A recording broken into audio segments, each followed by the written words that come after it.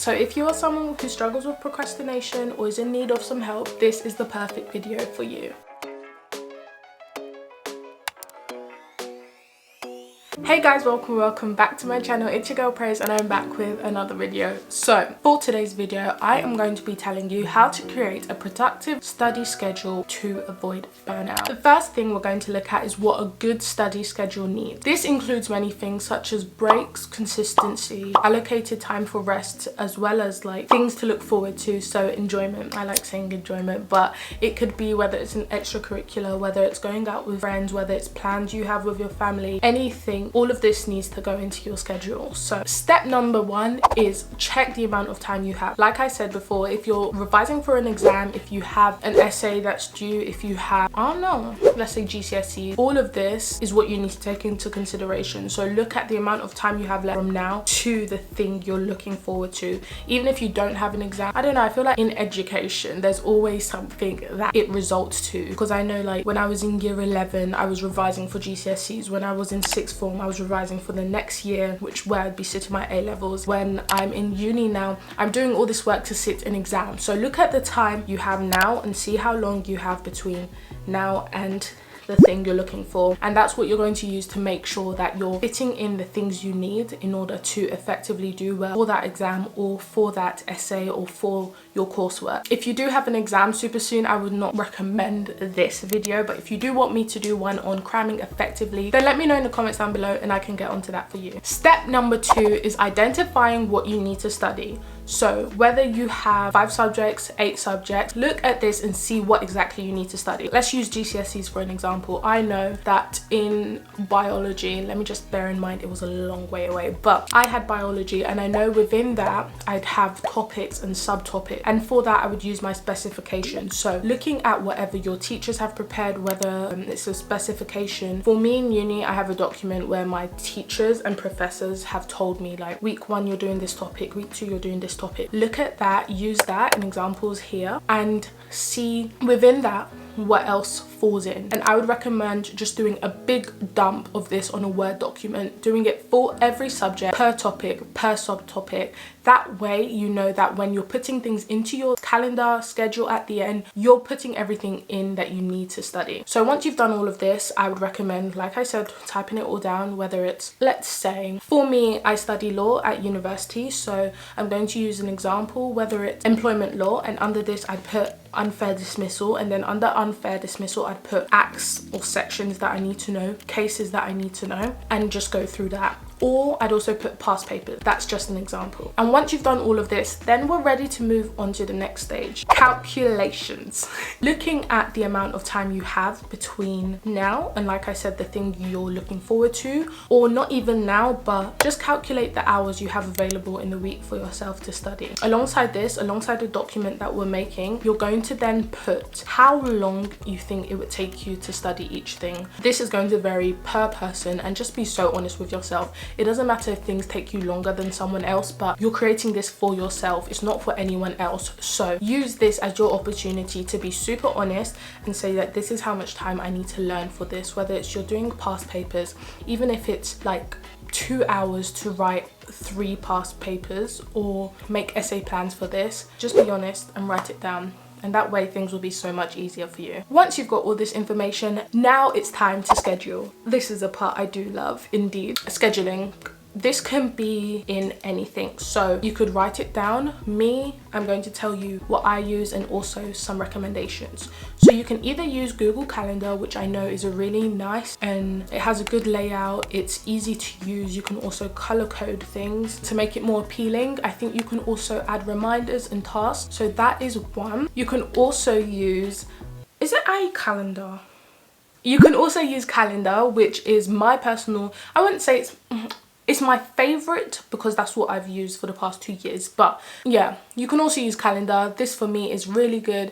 It syncs to my iPad, my MacBook and my iPhone, and it's a really way of having everything across your different devices. You can also color code on here, which I really like, and set calendars for different things in your life. And the last thing I would recommend, although I know there's definitely more, you can also use Notion. So I think this is something I've tried in the past, and I do love Notion for just general general organization, but in terms of scheduling, I just feel like there's more hard work you need to do in order to put dates and times of things, which is definitely useful. But if you're looking for a quick and easy method, I probably use Google Calendar and Calendar. And if you are looking to have that sort of more detailed and personalized look, I would use Notion. But all of these are the ones I'd recommend, and depending on what you do use, let's allocate your study schedule. So like I said, Apple Calendar is what I use. And why I use this, first of all, it's color coordination, which I love. Personalizing things, it just encourages me somewhat. I think it has a good general format that really appeals to me, so that is another reason why I use Calendar. Using this, it's now time to slot things in. I'm going to bring in an analogy here. Let's imagine we're all on Easter holiday, and that's how we're going to plan accordingly. We're all on Easter holiday. You're still going to do the same thing, but plan outside, whether you have classes, extracurriculars. The first thing I would start with in doing your allocation to make your productive study schedule is to start with your activities. So this could be your extracurricular activities, this could be going out with friends. For me, let's have an example. On Sundays, I go to church every Sunday without fail, so I need to allocate that time in, so I know I'm not studying then, like I'm not doing that. Other things, whether you play a sport, put that in to your schedule so we can decide the time we have available and what time we're going to use. Like I said, we're all on Easter break, so there's nothing going on other than these extracurriculars, but I would recommend making plans with friends, making plans with family, and put this in so that you have things to look forward to. So that way, once you're studying, you know, like, oh, I have this tomorrow, like I'm seeing my friends tomorrow. Another recommendation alongside this is like, whether, I don't know, some people can't study with friends, but I have certain friends who I know who I can study with, and so we have like a study group and we go to different cafes and do different study sessions, which for me is something for me to look forward to. Even though this doesn't happen throughout the whole week, I'd say allocate some time for that. That way you're still studying, but it's a bit nicer.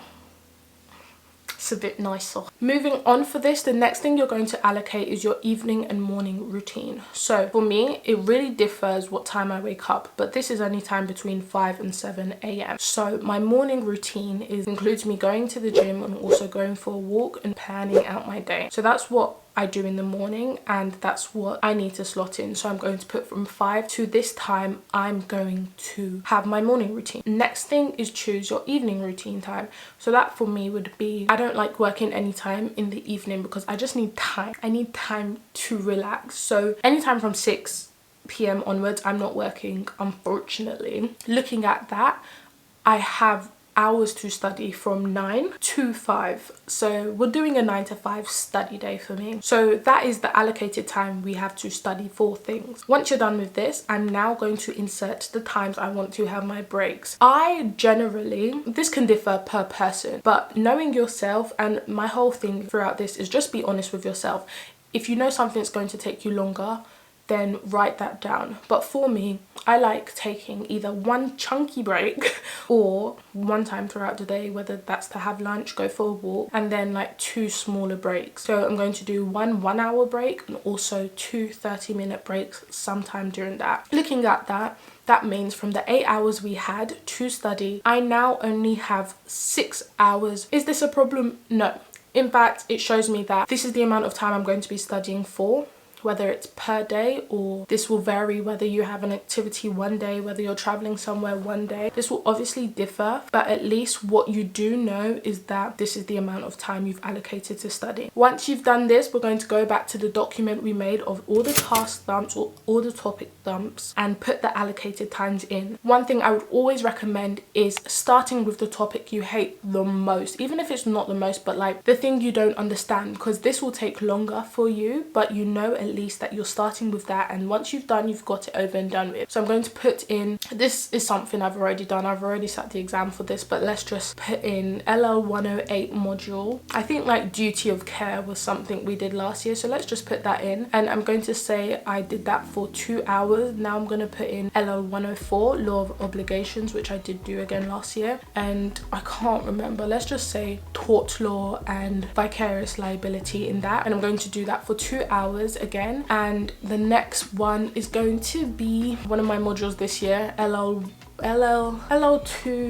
LL275, and I'm going to put free movement of persons for EU law. Now I've got out the topic I'm doing and what I'm studying. We're not going to stop there. Going into the calendar, double click on it and write in the notes what exactly you're going to be doing to study this. So whether it's putting in essay plans, whether it's making flashcards, whether it's going over cases, whether it's learning how a method is for something, whether it's learning the history of something, whether it's learning dates, put in specifically what you're going to be doing during this study time. Like I said, if you're working towards an exam, maybe it's doing past paper questions for that. Also, if you're working for an exam, it could be making revision notes for this topic so that later on you don't need to do it. Something like that, anything like that. Just make sure you put down exactly what you're going to be doing, and this helps you in terms of being productive, because you know that when it's time to study, you know exactly what you're going to be doing. You start studying quicker, you have your breaks, and you know what you're doing next. And next thing is finally time blocking your session. So when it comes to time blocking your sessions, I personally like working for longer periods of time because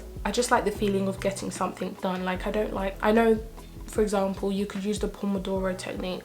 That for me, as much as I use it, sometimes I can't when it comes to studying. Like I would like to finish something before I take a break, because that just gives me satisfaction. But depending on you, how long you can stay focused, just time block according to that. It's not going to be the same per person, and I really, not that I don't like when people say use this technique or use this technique. I'm saying use what works best for you, and that way you know that you're allocating time best for how you work. So look at how long you like working for, try and note when you get distracted or what makes you distracted, or like how long you can work for before you need a break, and looking at that time, use that to time block everything you need to do. So if you are using the Pomodoro technique, that would be 25 minutes working, 5-minute break every time. That for me, I can't do. But if you do that, and then do the exact same thing, add in your topic, put in the notes what exactly you're going to be doing, move on. That's how you do it. Once you've done that for one day, you just need to do that for the rest of the week, and you can plan it around all your events, any plans you have, and that's how you're going to study. If it's during term time, you have lectures, all that stuff to watch, add that in and then plan accordingly around that. And that is how you're going to make the perfect schedule for you, personalized, without having to copy someone else's, but instead making it to suit you and your own needs. And yeah, that has been it for this video. If you found it useful, please make sure to subscribe and also give it a big thumbs up, and also comment down any questions you have or any videos you would like to see from me. It's been your girl Praise. Thank you so much for watching, and I will see you next week with another video. Bye. Go, go, go, go, go, shorty. It's your birthday. We gon' party like it's your birthday. We gon' sip